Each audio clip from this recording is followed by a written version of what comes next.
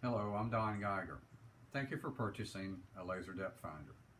This video will cover the contents of your package and how to do the assembly so that you can start using it right away.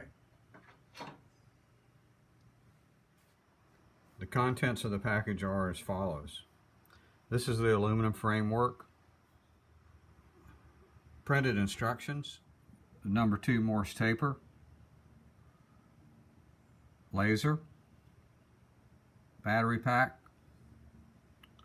Allen wrench, Allen screw, and 3 small discs of rubber. The laser has a removable cap on the end that has the push button. This is a package of L44 batteries. Notice there's a positive symbol on one end. Face the positive symbol upward and then replace the cap. Once the batteries have been installed, push the button to test the laser. The upper arm is easily identified by the bubble level and the unthreaded hole at the end.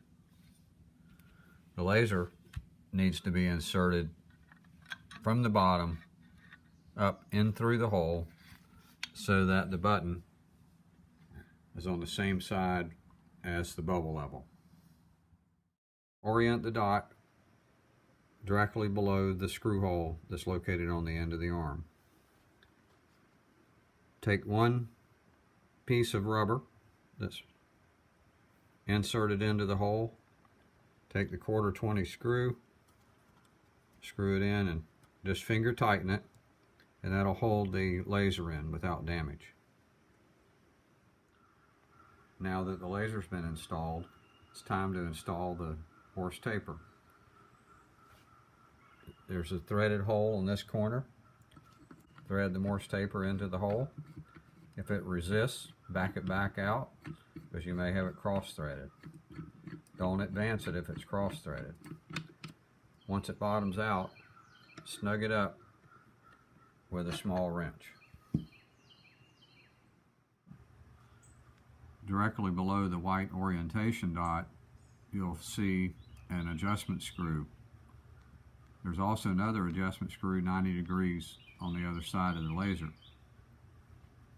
These adjustment screws are used to adjust the position of an aperture on the bottom. This wrench is provided for that purpose. Once you turn the laser on, notice where the red dot is. You want the red dot to be barely touching the head of this screw. With the Allen wrench that's been provided, put it into the adjustment hole on the side here and notice that I can adjust it over to the head of the screw. If I need to move the laser this direction, I can use this adjustment screw on the front, or I can adjust the screw down here in or out. The proper adjustment is so that the laser dot is just barely touching the end of this screw and centered up on it. Now that the assembly is complete, look for the video on how to use the product. You'll get many, many years of usage out of it. Thank you very much. I hope you enjoyed this. Bye.